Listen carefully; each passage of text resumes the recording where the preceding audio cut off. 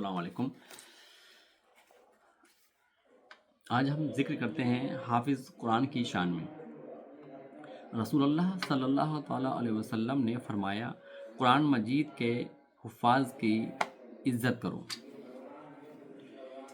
اور قرآن میں بھی ذکر ہے، جس نے ان کی عزت کی اس نے میری عزت کی۔ لہٰذا سمجھنے کا جو موضوع ہے وہ یہ ہے، جس مہینوں میں قرآن نازل ہوا اور مہینوں سے افضل ہو گیا، جس رات میں نازل ہوا وہ رات اور راتوں سے افضل ہو گئی، اور یہ قرآن جس سینہ میں اتر جائے وہ سینہ بھی ہزاروں سینوں سے افضل ہو جاتا ہے۔ قرآن پاک کا پڑھنا باعث ثواب اور اس پر عمل کرنا ذریعہ نجات ہے۔ قرآن کے معنی کو سمجھنا باعث ہدایت ہے۔ لہذا یہاں 3 پوائنٹ یہ ہیں۔ ایک یہ، قرآن پاک کا پڑھنا باعث ثواب ہے اور اس پر عمل کرنا ذریعہ نجات ہے، اور قرآن کے معنی کو سمجھنا باعث ہدایت ہے۔ یہ 3 چیزیں اب اپنے ذہن میں رکھیں۔ اب میں اس پر تھوڑا مشورہ دینا چاہتا ہوں۔ معاشرے میں آج میں دیکھتا ہوں کہ لگ بھگ 70% حفاظ لوگ، اللہ تعالیٰ نے قرآن کی وہ نعمت ان کے سینے میں محفوظ رکھی اور ان کو اس نعمت سے نوازا۔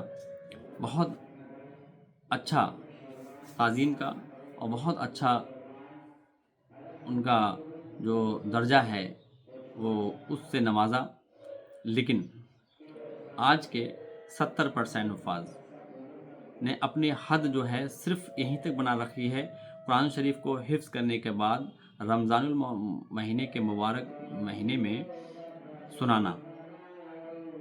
تو قرآن شریف کو صرف رمضان کے مہینے میں سنانا ہی مقصد نہیں ہے۔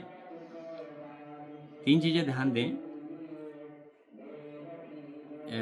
ایک تو یہ کہ قرآن ایک معمولی یا عام کتاب نہیں ہے کہ اس کو صرف پڑھنا ہے۔ پہلے تو میں نے ابھی 3 پوائنٹ جو آپ کے سامنے پیش کیے اس پہ توجہ دینا اور اپنے ذہن میں محفوظ رکھنا، اسے آگے ہم بات کرتے ہیں اس پر۔ لیکن ایک صرف بات سمجھنے کی یہ ہے کہ قرآن شریف ایک عام یا معمولی کتاب نہیں ہے، یہ بہت مقدس کتاب ہے، اور صحیح معنی میں اگر دیکھا جائے میرے دماغ سے تو یہ ایک خطاب ہے، یہ ایک اللہ کا خطاب ہے۔ قرآن شریف کو جب پڑھا جائے تو صرف پڑھنے کا نظریہ نہیں ہونا چاہیے، بلکہ ہمارے دماغ میں یہ تصور ہونا چاہیے کہ ایک قرآن شریف جو ہم پڑھ رہے ہیں وہ ایک اللہ ہم سے خطاب کر رہا ہے، یعنی جو اللہ کا منصب ہے، جو اللہ کی مرضی ہے، جو اللہ ہم سے چاہ رہا ہے، وہ اس کتاب کے ذریعے ہم سے خطاب کر رہا ہے۔ تو لہٰذا قرآن ایک کتاب نہیں ہے، قرآن ایک اللہ کا خطاب ہے، تو اس کو اسی طریقے سے ہمیں اس کا جو حق ہے وہ ادا کرنا چاہیے۔ تو قرآن شریف کو صرف یہی مقصد نہیں بنا لینا چاہیے کہ ہمیں رمضان المبارک مہینے میں سنانا ہے۔ لہٰذا 3 چیزیں ہم سے کہی گئی ہیں۔ ایک تو یہ کہ قرآن پاک کا پڑھنا باعث ثواب ہے اور اس پر عمل کرنا ذریعہ نجات ہے، اور اس کے معنی کو سمجھنا جو ہے وہ ہدایت ہے۔ تو لہٰذا میری گزارش ہے تمام ایسے حفاظ کو جنہوں نے اپنا مقصد صرف رمضان کے مہینے میں سنانا بنا رکھا ہے، تو وہ نہیں ہے۔ وہ ٹھیک ہے کہ قرآن شریف کا چھونا، رکھنا، اس کی تعظیم کرنا، یہ سب جو ہے باعث ثواب ہیں، لیکن یہاں مقصد پورا نہیں ہے۔ اللہ و اللہ کے رسول کا یہ مقصد نہیں ہے، کیونکہ وہ ایک خطاب ہے، وہ ایک پیغام ہے، وہ ایک منصا ہے، تو ایک حکم ہے۔ تو جو حکم کو، جو منصا کو ہم سمجھیں گے ہی نہیں، عمل میں نہیں لائیں گے، تو صرف یاد کرنے سے، حفظ کرنے سے اس کا مقصد پورا نہیں ہو رہا ہے۔ تو سب سے پہلے قرآن شریف کا حفظ کیا، اللہ نے اس نعمت سے نوازا، اس کا شکر ادا کرنا چاہیے، اس کو محفوظ رکھا، اس کا شکر ادا کرنا چاہیے، اور آپ کو چنا، یہ شکر ادا کرنا چاہیے لیکن اس کے ساتھ ساتھ جو اس کا مقصد ہے، جو قرآن کا حق ہے وہ ادا کرنا چاہیے، اور حق جو ادا ہوگا وہ ہوگا اس کے معنی کو سمجھنے سے اور عمل کرنے سے۔ تو آپ نے یاد تو کیا، یاد کے ساتھ ساتھ اس معنی کو سمجھنا اور اس کو عمل میں لانا، اور جب انسان معنی کو سمجھتا ہے اور عمل میں لاتا ہے تو اس کے اوپر ایک ذمہ داری اور بڑھ جاتی ہے، وہ ہے پھر اس پیغام کو دوسرے تک دینا، دوسروں کو سمجھانا، دوسروں کی اصلاح کرنا۔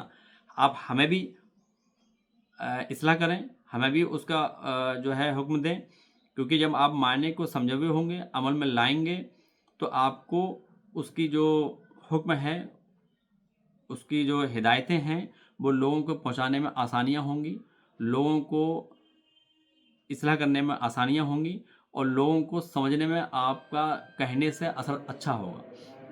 تو سب سے پہلے یہ ہے کہ قرآن شریف کو حفظ کے ساتھ ساتھ اس کو ترجمہ کریں، اس کو سمجھیں، اس کے معنی کو سمجھیں کہ اللہ ہم سے کیا کہنا چاہ رہا ہے، اس کی مرضی کیا ہے، کیا حکم ہے، اور پھر ہم اس چیز کو، اس حکم کو اپنے عمل میں لائیں، اور پھر ہم عمل کے ساتھ ساتھ لوگوں کو وہ پیغام پہنچائیں، تاکہ ہمارے عمل سے اور ہمارے جو ترجمہ کیے ہوئے، سمجھے ہوئے جو قول ہوں گے، جو حکم ہیں، وہ جب ہم کہیں گے تو لوگوں کو اثر زیادہ ہوتا ہے۔ کیونکہ وہ بات صحیح ہے کہ دوسروں کو یہ نہیں کہنا چاہیے کہ کوئی انسان اگر ہماری اصلاح کر رہا ہے، ہمیں سمجھا رہا ہے اور قرآن کا کوئی پیغام ہمیں دے رہا ہے، تو ہم اس کو جواب میں دیں کہ تو عمل کرتا نہیں ہے، تو یہ تو ذمہ داری اس کو بنتی ہے، وہ گناہ گار وہ ہے، نہیں کر رہا ہے۔ لیکن کوئی بھی کام، کوئی بھی حکم اگر قرآن کا ہمیں دے رہا ہے تو ہمیں اس کو سمجھنا چاہیے اور اس کو اپنے عمل میں لانا چاہیے۔ لیکن یہ بھی دوسرا پہلو ہے کہ کوئی بھی انسان عامل، یعنی عمل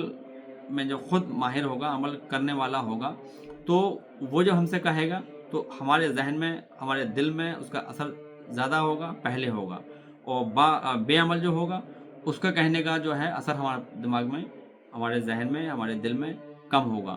تو لہٰذا کوئی بھی حکم دینے سے پہلے، کوئی بھی اصلاح کرنے سے پہلے، یا کوئی بھی قرآن کا پیغام دینے سے پہلے ہمارے اوپر ذمہ داری بنتی ہے کہ اس کو اچھی طرح ہم سمجھ لیں اور اپنے عمل میں لائیں۔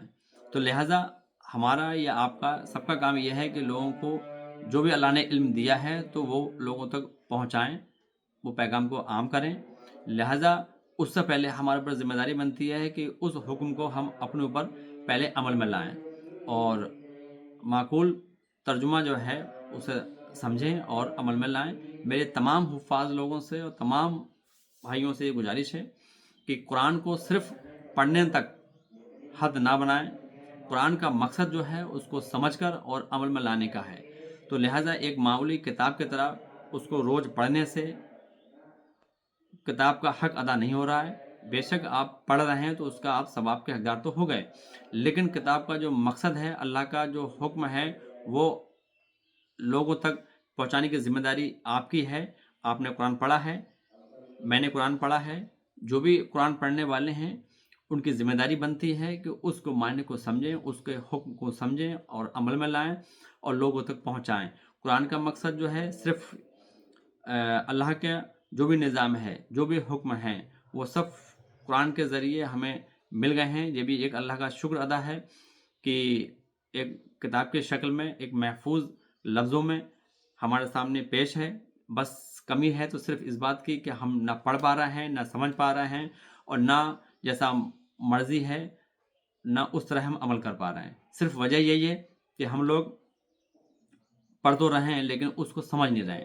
تو لہٰذا تمام لوگوں سے، حفاظ کے علاوہ تمام لوگوں سے میری گزارش ہے کہ قرآن شریف کو صرف پڑھنے تک حد نہ بنائیں، پڑھ کر اس کو ترجمے کے ساتھ سمجھیں اور اپنے اپنے عمل میں لائیں۔ جو ایک کتاب کا حق ہے، جو اللہ اور اللہ کے رسول کا جو مشن ہے اور پیغام ہے، حکم ہے، اس کو ہم عمل میں اتاریں۔ یہی کتاب کا مقصد ہے، یہی قرآن مجید کا مقصد ہے۔ صرف کتاب نہ بنائیں بلکہ ایک خطاب بنائیں۔ تو بے شک ہم سب کو ایک دوسرے کے لیے دعا کرنا چاہیے، اور اس میں کسی کو برا ماننے کی ضرورت نہیں ہے۔ کسی بھی حافظ قرآن کو میں کسی کا نام نہیں لے رہا ہوں، میں نے صرف یہ کہا ہے کہ 70% حفاظ لوگ میں دیکھتا ہوں کہ قرآن شریف ماشاءاللہ محنت سے وہ حفظ تو کر لیتے ہیں، لیکن ترجمے سے وہ واقف نہیں ہے اس کو ترجمہ کریں اور عمل میں لائیں اور لوگوں کو پیغام دیں. یہی کتاب کا مقصد ہے, یہی قرآن کا مقصد ہے, یہی اللہ کے رسول کا مشن ہے, جو لوگوں تک پہنچے اور اس پہ عمل کریں اور گناہوں سے بچیں. اور وہ ذمہ داری ہمیشہ ایک جو ہے عالم کی ہوتی ہے اور حافظ کی بھی ہوتی ہے کہ اس کے ترجمے کو سمجھیں اور سمجھائیں لوگوں کو. بس یہی میرے مشورہ ہے, کوئی حکم یا کوئی وہ نہیں ہے, نہ میں کوئی عالم ہوں. لہٰذا ایک بھائی کے ناطے, ایک اسلامی بھائی کے ناطے, میں ایک مشورہ جو میرے ذہن میں آیا میں نے تمام لوگوں کو دینا چاہا, خصوصی حفاظ لوگوں کو. لہٰذا مجھ سے کوئی اگر غلطی ہوئی ہو تو میں معافی چاہتا ہوں. لہٰذا میرا جو ذہن نے کہا وہ میں نے پیش کیا. السلام علیکم.